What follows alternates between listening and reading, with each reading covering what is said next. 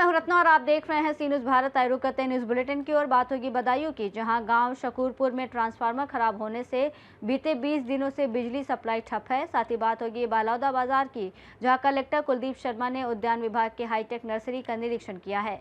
ऐसी तमाम खबरों पर विस्तार से चर्चा करेंगे।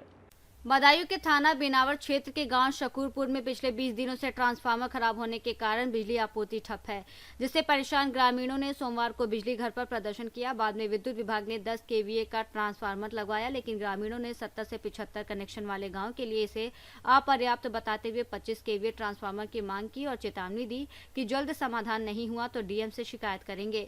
वहीं अवर अभियंता सतीश चंद्र ने 1-2 दिन में 25 केवीए ट्रांसफार्मर लगाए जाने का आश्वासन दिया है। क्या नाम है आपका? नाम मेरा चंद्रवती। चंद्रवती, क्या समस्या है गाँव में आपके? समस्या ये है कि 1 महीना हो गया, तब से हमारे बच्चों को इतनी परेशानी है। रात भर बैठे रहते हैं गर्मी में मच्छरन से, और दिया पजार के धरो सबको मलेरिया बनो जा रहा हो। दिया पजार के धरो तो बात ना, हमारे घर में बच गई आगे लग जाती जी। सबसे बड़ी परेशानी तो जे रात भर जग रहे हैं हम जी।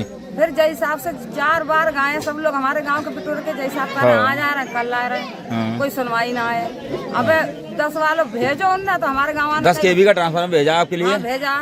तो फिर वो उससे कोई उससे आपकी समस्या हल नहीं हो रही है? समस्या हल ना हो रही। चौथे दिन 5वें दिन फूट जातू है जी। तो जाके साहब एक बार में हमारे यहाँ धरवा दे, मतलब 25 केवी का ट्रांसफार्मर? हाँ जी। तो वो हमारे यहाँ टलाबेल कर रहे हैं सर, अब धन ना रहे, हम लोग इतने परेशान है। बताओ हम कहाँ चले जाए? अब बिल वगैरह आप जमा करते हैं बिजली का? डालना है और रहेगा तो वो डालने को तैयार है, डालेंगे। समो मिलो हम लोगों को डालेंगे तो इससे बढ़िया तो फिर आग लगा दे। हमारे घर में जो बत्ती ना भेज रहे हैं तो आग लगा दे, सब जरिया भस्म हो जाए शकूरपुर। सबसे पहले आपका नाम क्या है? कृपाल। गांव का नाम? शकूरपुर। थाना कौन सा लगता है आपका? बिनावर। तो क्या समस्या है आपके गांव में जो आज इतने लोग इकट्ठे हुए हैं, एकजुट हुए हैं? क्या समस्या है? ये समस्या है यहाँ पर। हाँ, क्या समस्या? 1 महीने से करीबन हो गया, 1 महीना हो गया, 1 महीना हो गया जी। लाइट नहीं आई है। 1 महीना हो गया तब से लाइट नहीं है। क्यों नहीं मिल पा रही लाइट? लाइट इस वजह से नहीं मिल पा रही, हमारा 25 का वांटा टंगा जाता जी, ठीक है, वो नहीं आया। 10 का टांग देते हैं और वो 28 दिन 27 दिन 25 दिन फूक जाता है। फूक जाता है वो लोग आते हैं यहाँ पर, उन्हें बुलाते हैं, वो 1000 रुपए लेते हैं यहाँ पर आकर, लेके जाते हैं यहाँ से, तो वो वांटा टांगते हैं। अच्छा। और 1 महीने हो गया, 1 महीने से लाइट नहीं आई है। जय कनेक्शन कितने हैं आपके गाँव में? 70-75 करीबन होंगे। 70-75 कनेक्शन है और मतलब 10 केवी का वाल्टर लगता है। तो ये झपट नहीं जल पाता है इतने कनेक्शनों पे? नहीं। फिर आपने इसकी शिकायत की थी 1 महीने से जो आपको लाइट नहीं मिल पा रही थी, इसकी शिकायत किसी से कही थी आपने? जेई साहब से या एसडीओ साहब से? किसी जेई साहब के पास गए थे। मैं जेई साहब हैं, जेई साहब के पास गए थे, सतीश जी के पास जी। फिर उन्होंने क्या आश्वासन दिया था आपको? आज कल करते रहे हैं जी।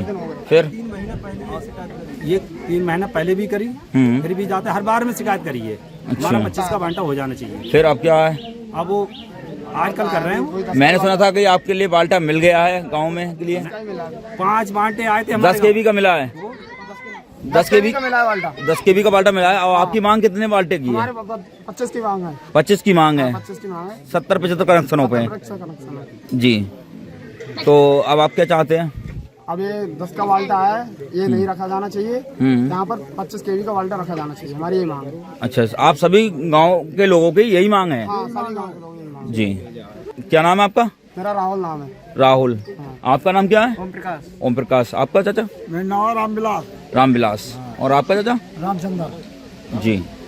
आपको भी? राम सिंह। राम सिंह। सभी लोगों की मांग ये है कि 25 केवी का बाल्टा रखा जाए, जिससे कि विद्युत आपूर्ति ग्रामीणों को पूर्ण रूप से मिल चुके जी। बदायूं से सी न्यूज़ संवाददाता आकाश तोमर की रिपोर्ट। बालौदा बाजार के ग्राम सिंगरी में कलेक्टर कुलदीप शर्मा ने उद्यान विभाग की हाईटेक नर्सरी का निरीक्षण किया, जहां करीब 6 एकड़ में विकसित नर्सरी में अरुणिका, अंबिका और दशहरी किस्म के 105 आम के पेड़ फलों से लदे मिले। लगभग 20,000 अन्य पौधे तैयार हैं। वहीं कलेक्टर ने उच्च गुणवत्ता वाली आम की खेती को बढ़ावा देने, सिंचाई के लिए डबरी निर्माण, नर्सरी भूमि से अतिक्रमण हटाने और जमीन का उद्यान विभाग को शीघ्र आवंटन करने के निर्देश दिए। साथ ही उन्होंने बताया कि पहली बार यहां 105 आम के पेड़ों की 1 साल के लिए करीब 80,000 रुपए में नीलामी भी की गई है, जबकि नर्सरी में अन्य फसलों की भी खेती की जा रही है। बालौदा बाजार से सी न्यूज़ संवाददाता बलदाऊ सिंह ठाकुर की रिपोर्ट।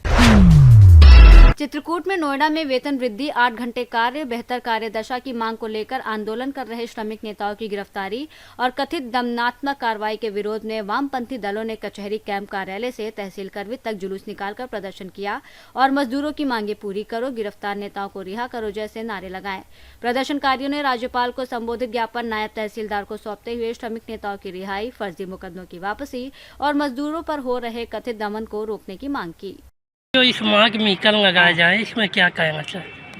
देखिए, स्मार्ट मीटर तो ये कंपनी है बिजली विभाग को दे दी गई कि आप मीटर लगाओ। भारतीय जनता पार्टी की सरकार बिजली विभाग को निजीकरण की ओर धकेल रही है और निजीकरण के माध्यम से गरीब जनता को लूटने का काम ये तरीका है। स्मार्ट मीटर तो सीधे सीधे कंपनियों को ठेका दिया कि स्मार्ट मीटर लगाओ, लेकिन स्मार्ट मीटर जिनके यहाँ भी लगे हैं वो सीधे 200 से जंप करके सीधे 4-4 हज़ार 5-5 हज़ार का बिजली का बिल आ रहा है।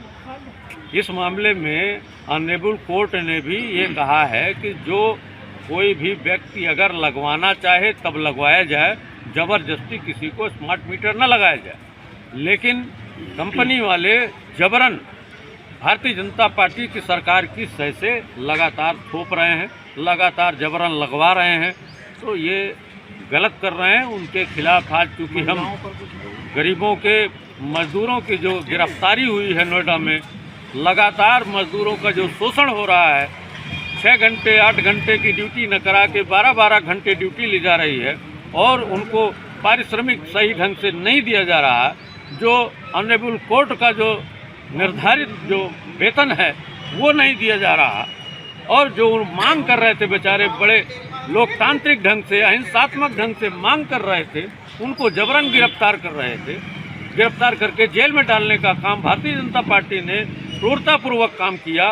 उस दमन के खिलाफ आज हम पूरे वाम दल आज प्रदर्शन कर रहे हैं पूरे प्रदेश में, क्योंकि इस भारतीय जनता पार्टी की सरकार में लगातार चाहे वो मजदूर हो, चाहे वो किसान हो, चाहे वो विद्यार्थी हो, चाहे वो नौजवान हो, हर व्यक्ति अपने अधिकारों के लिए अगर वो लोकतांत्रिक ढंग से प्रदर्शन करता है, अपनी मांग करता है, तो उस मांग को, उस प्रदर्शन को भारतीय जनता पार्टी की सरकार नहीं करने दे रही है।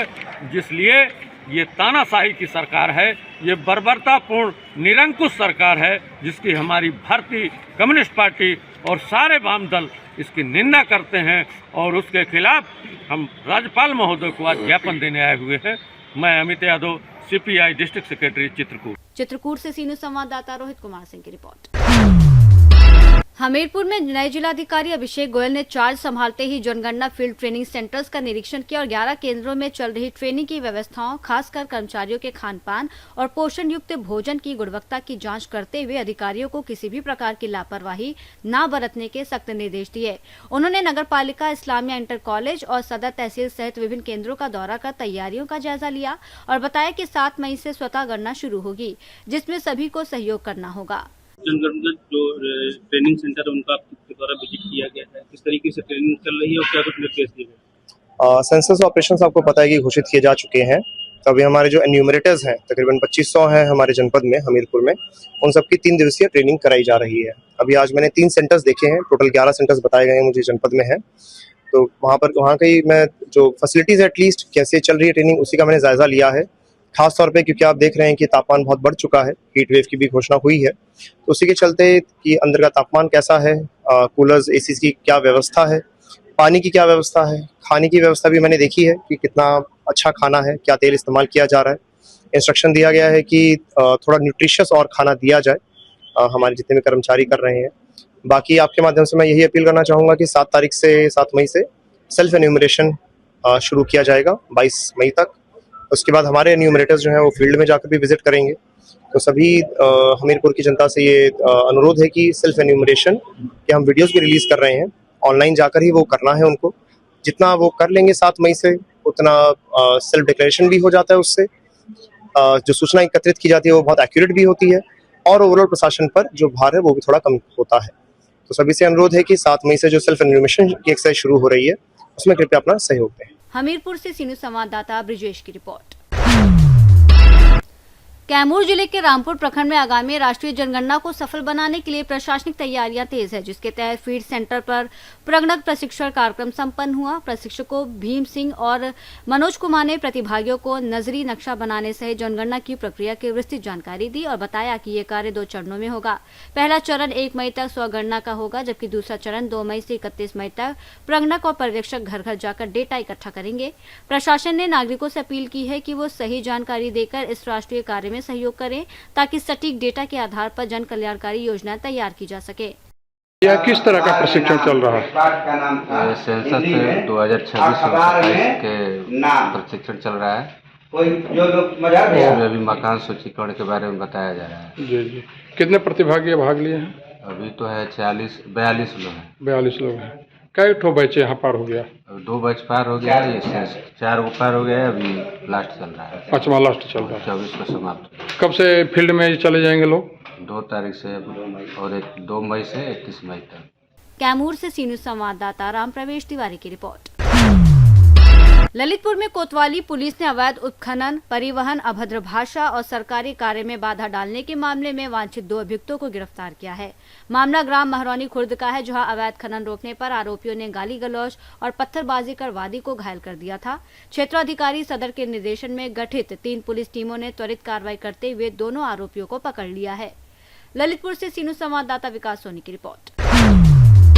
रायबरेली में भीषण गर्मी और लगातार बढ़ते तापमान ने लोगों की मुश्किलें बढ़ा दी हैं। हीटवेव के खतरे को देखते हुए जिला प्रशासन अलर्ट मोड पर है और नगर पालिका ने लोगों को राहत देने के लिए खास इंतजाम किए हैं।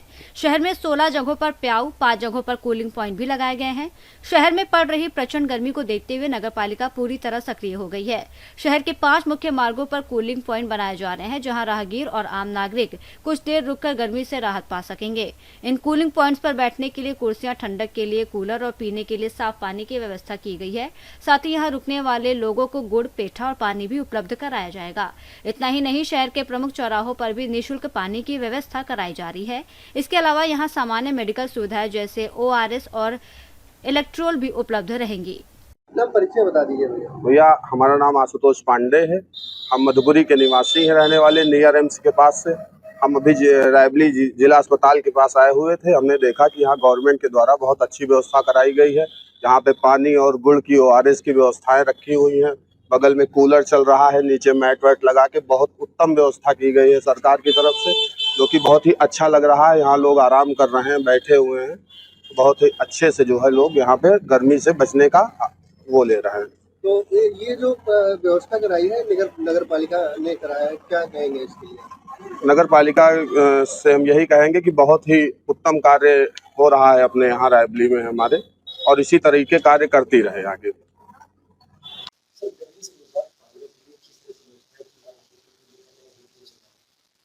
शासन एवं जिला प्रशासन के निर्देश के क्रम में नगर क्षेत्र में हीट वेव से बचाव करने के लिए कुल 5 स्थानों पर कूलिंग सेंटर बनाए गए हैं। इसके अतिरिक्त 16 जगहों पे अस्थायी रूप से प्याऊ की व्यवस्था कराई गई है। जानवरों को भी प्यास का कोई संकट न हो, इसके लिए 10 जगहों पे हद लगवाई गई है। अगर कहीं आवश्यकता होगी तो जो है अस्थायी पेयजल बिंदुओं की संख्या बढ़ा दी जाएगी। कूलिंग सेंटर में जो भी राहगीर है उनके बैठने की व्यवस्था है। उसके अलावा वहाँ पे कूलर की व्यवस्था की गई है, साथ ही वहाँ पे गुड़ और पानी की व्यवस्था की गई है। और कोई इमरजेंसी होती है तो इसके लिए जो है वहाँ पे बेसिक कुछ मेडिसिन और इलेक्ट्रॉल भी रखा गया। रायबरेली से सीनू संवाददाता मृदुलेश त्रिपाठी की रिपोर्ट। रायबरेली की जिलाधिकारी सरनीत कौर ब्रोका ने बढ़ती गर्मी और हीटवेव को देखते हुए सभी विभागों को अलर्ट मोड पर रहने के निर्देश दिए हैं, जिसमें स्वास्थ्य विभाग को अस्पतालों में जरूरी दवाओं और सुविधाओं की उपलब्धता सुनिश्चित करने और गौशालाओं में पशुओं के लिए पानी और छाया की पर्याप्त व्यवस्था करने को कहा गया है। उन्होंने आम जनता से अपील की है कि दोपहर के समय अनावश्यक रूप से बाहर न निकलें और लू से बचाव के सभी उपाय अपनाएं, ताकि किसी भी तरह की स्वास्थ्य संबंधी आपात स्थिति से बचा जा सके। मैम, गर्मी बहुत हो रही है, हीट वेव को लेकर क्या दिशा निर्देश देंगे? देखिए, अभी जो तापमान है लगभग 40 क्रॉस कर गया है, 42 हो गया है। तो इसके दृष्टि में सबसे पहले तो जो स्कूल है उनका समय जो है वो थोड़ा बदल दिया गया है। परिषदीय विद्यालयों के लिए तो ऊपर से निर्देश आए थे, यहाँ से भी जो बाकी प्राइवेट स्कूल हैं उनके लिए भी समय बदल दिया गया है ताकि बच्चों को धूप से राहत मिले। दूसरी बात यह है, जैसे शासन से निर्देश प्राप्त हुए हैं, प्याऊ लगाने की व्यवस्था करी गई है।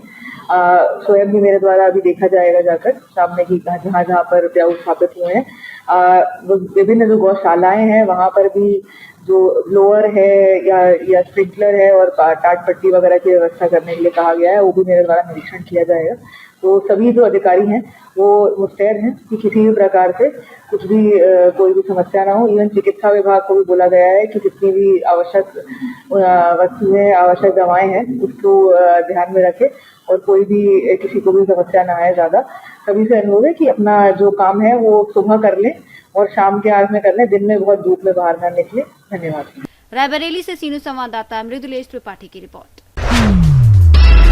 सहारनपुर में ऑपरेशन सवेरा के तहत सरसावा पुलिस ने नशा तस्करी के खिलाफ बड़ी कार्रवाई करते हुए एक आरोपी को गिरफ्तार किया है, जिसके कब्जे से करीब 10 क्विंटल 22 किलो डोडा पोस्त बरामद हुआ, जिसकी कीमत लगभग 1.5 करोड़ रुपए बताई जा रही है। पुलिस ने गुप्त सूचना पर घेराबंदी कर गिरफ्तारी की और पूछताछ में तस्करी नेटवर्क से जुड़े अहम सुराग मिलने के बाद पूरे गिरोह का जाँच शुरू कर दी है। निर्देशन में हम NDPS कि जो भी अवैध तस्करी जिले में तथा रेंज में चल रही है उसके खिलाफ एक ऑपरेशन सवेरा 2.0 अभियान चला रहे हैं। उसी क्रम में 21 तारीख को थाना सरसवा में एक व्यक्ति सतीश कुमार द्वारा सूचना दी गई थी कि एक फार्म हाउस पर तकरीबन 4 कुंटल 20 किलोग्राम डोडा मिला है। तो पुलिस द्वारा तत्काल मौके का संज्ञान लेकर उस पर मुकदमा दर्ज कराया गया। तभी से हम इन अभियुक्तों की तलाश में थे जिन्होंने वहां स्टोर करके रखा था। तो उसी क्रम में कल पुलिस को ये सूचना प्राप्त हुई कि हरवीर पुत्र धीरज सिंह जिसने वहां उस फार्म हाउस पे यह डोडा रखा था, वह एक अन्य जगह जहां अपना स्टोरेज करता था, एक ईंट का भट्टा, पुराने ईंट के भट्टे पे स्टोरेज करता था, वहां एक बड़ी तादाद में डोडे के साथ मौजूद है। तो पुलिस द्वारा तत्काल इस सूचना का संज्ञान लेते हुए मौके पर दबिश दी गई। वहां अभियुक्त की गिरफ्तारी के साथ साथ उसके हमको करीब 6 क्विंटल 2 किलोग्राम डोडा मौके से बरामद हुआ। सर, ये जहाँ पर रखा था जी, भट्टे पे भी आपने बताया जी, तो क्या ईट भट्टे के ऊपर भी जो मालिक था उसके ऊपर भी कोई कार्रवाई हुई? देखिए, अभी ये विवेचना इसमें प्रचलित है। अभी जो प्रारंभिक जांच है उसमें ये जानकारी हुई है कि काफी समय से ये भट्टा अबेंडन था। तो अगर इसमें मालिक की संलिप्तता या किसी भी अन्य लोगों की संलिप्तता सामने आएगी तो उस पर त्वरित कार्रवाई। तकरीबन 8 क्विंटल 22 किलोग्राम, तो जिसकी मार्केट वैल्यू 1 करोड़ 50 लाख रुपए बताई जा रही है। तो ये कहाँ से लाता था और कहाँ सप्लाई करता है? देखिए, अभी जो इनसे प्रारंभिक तौर पर पूछताछ हुई है उसमें इनके पुत्र का नाम आया है जो कि इस गैंग का सरगना था तथा इसका कंट्रोल करता था। तो उसकी तलाश जारी है। अन्य लोग जो भी इसमें सामने आएंगे उनका नाम प्रकाश में लाकर जहां से भी इस तरह की तस्करी जिले में हो रही है उसको रोका जाएगा तथा अन्य लोगों के विरुद्ध कठोरतम धाराओं में तथा पिट NDPS की भी कार्रवाई की जाएगी। पूछताछ में तो इसने बताया कि कब से काम कर रहा है? अभी प्रारंभिक पूछताछ में जो ये बता रहा है ये सहयोगी है। तो बहुत ज्यादा तो पूछताछ में नहीं निकल पाया, लेकिन अग्रिम विवेचना प्रचलित है। आगे हम और कार्रवाई। अभी इसका कोई आपराधिक इतिहास नहीं। सहारनपुर से सीनू संवाददाता शाकिर राजपूत की रिपोर्ट। सिद्धार्थनगर के रघुवर प्रसाद जायसवाल सरस्वती शिशु मंदिर इंटर कॉलेज में हाई स्कूल रिजल्ट आने के बाद खुशी का माहौल रहा, जहां छात्रा श्रद्धा पांडे ने 96.83% अंक प्राप्त कर प्रदेश में 6वां स्थान और आस्था ओझा ने 96.67% अंक के साथ 7वां स्थान हासिल किया, जिसके बाद विद्यालय प्रशासन ने दोनों छात्राओं का सम्मान कर उनके उज्जवल भविष्य की कामना की। श्रद्धा पांडे ने अपनी सफलता का श्रेय माता पिता और शिक्षकों को देते हुए बताया कि वो आगे इंटर में गणित लेकर बैंकिंग क्षेत्र में करियर बनाना चाहती हैं। क्या नाम है बेटा, किस क्लास में थी आप और स्कूल का क्या नाम है? सर, मेरा नाम श्रद्धा पांडे है और मैं इसी रघुवर प्रसाद जायसवाल सरस्वती शिशु मंदिर बालिका इंटर कॉलेज तिदरी बाजार सिद्धार्थनगर में पढ़ती हूँ और मैं कक्षा 10वीं ख में पढ़ती थी। अच्छा, ये आज रिजल्ट आना था, कितना टेंशन था और एकदम से आपने 6th रैंक आपको मिला, कितनी खुशी हुई, बयान करेंगे? सर, बहुत खुशी हुई। ये सब मेरे अध्यापकों और मेरे पिताजी और इसके पीछे मेरी प्रधानाचार्य, मेरी क्लास टीचर, इन्हीं सब का आशीर्वाद है और मेहनत भी मैंने की थी। क्या आपको उम्मीद थी कि आपकी 6 रैंक आएगी या और ज़्यादा की उम्मीद थी या क्या? सर पेपर मेरा जैसा गया था उससे अच्छा ही उम्मीद था कि मेरा आ सकता है। अच्छा ये बताइए कि भविष्य में जाहिर है अभी तो आपका हाई स्कूल है, फिर आपको इंटर करना है, बट आपका गोल क्या है, क्या बनना चाहती हैं, क्या कहना चाहेंगी आप? सर 11th में तो मैंने मैथ्स लिया है और मैथ्स से फिर आगे बैंकिंग करने की तैयारी करनी है। सिद्धार्थनगर से सी न्यूज़ संवाददाता धर्मेंद्र